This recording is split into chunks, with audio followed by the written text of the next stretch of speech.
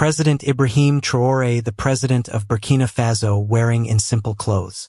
No suit, no tie, not even bodyguards in uniform. Just a plain white shirt, brown trousers, and a cap pulled low over his eyes. Nobody knew it was him. Not the meat seller cutting goat pieces. Not the woman selling bananas. Not even the two young men pushing a wheelbarrow of onions. Why was the president doing this? He had been feeling disconnected from the people. His advisors told him everything was fine, that the country was happy. But his heart told him otherwise. I want to see with my own eyes, he had told his wife earlier that morning. I want to feel what the poor feel. Hear what they say when they don't know I'm listening. His wife had looked at him with worry. Just be careful, she said softly. You're a good man, but good men have many enemies. Ibrahim had smiled and kissed her forehead. Don't worry, I'll be back before sunset. Now, as he moved through the crowd with two trusted guards dressed like ordinary men, nobody even glanced at him twice, until he heard it. A scratchy, broken radio tied to a wooden stick. Breaking news, shouted a young voice. Danger in the palace. Traitors are planning to kill President Traoré tonight. Ibrahim stopped walking. The sound came from a boy, maybe 12 years old, wearing torn shorts and a dirty t-shirt. His radio was taped together with wires and plastic. The speaker crackled, but it worked. He stood on top of an old metal box, shouting into the street like a news reporter. Enemies inside the government, the boy said. They are planning to attack the president during a secret meeting. I repeat, there is a plot to kill the president tonight. Some people laughed. Others threw coins into a plastic cup in front of him. Most thought it was just a poor boy pretending to be a journalist. But Ibrahim's heart froze. He pushed through the crowd, pretending to be just a curious man. He walked up to the boy and whispered, Hey, where did you hear that news? The boy looked at him, confused. Who wants to know? I like news, Ibrahim said calmly. I've never heard anything like that before.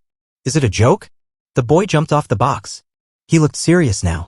It's not a joke, uncle. I heard it myself last night on my shortwave radio. Some men were talking in code.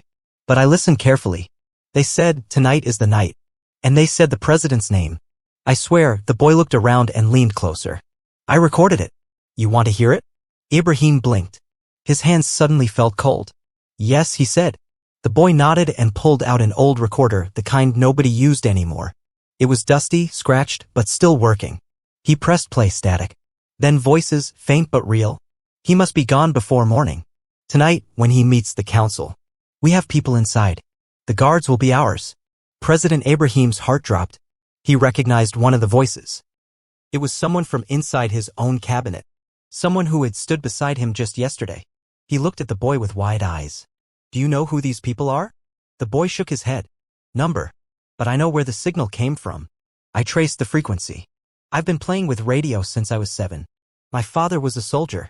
He died when I was small. I live on the street now. But radios are my world. Ibrahim felt dizzy.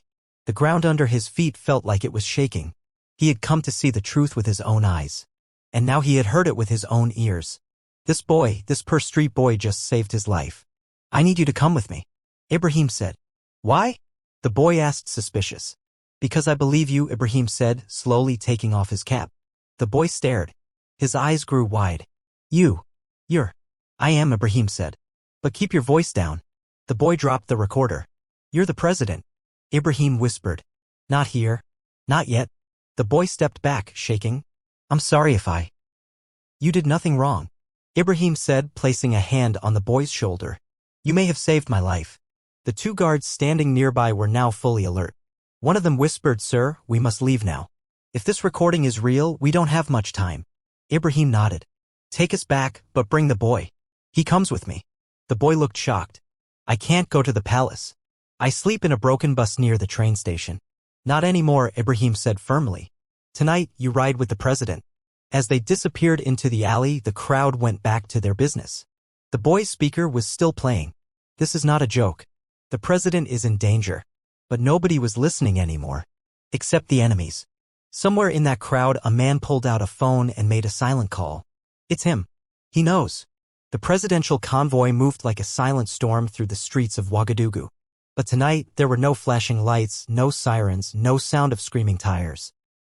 Just a single black SUV speeding through back roads, avoiding traffic, avoiding eyes. Inside the vehicle, President Ibrahim Traoré sat next to the street boy who had just shaken his entire world. The boy sat stiffly, gripping the broken recorder like it was gold. He couldn't stop staring at the leather seats, the cold air conditioning, the shiny dashboard. "Is this real?" he whispered. Ibrahim turned to him and smiled. "It's real, son. You're sitting next to the man they're trying to kill." The boy blinked. "So what now? Are you going to arrest them?" "Not yet," Ibrahim said. "If we act too early, they'll escape.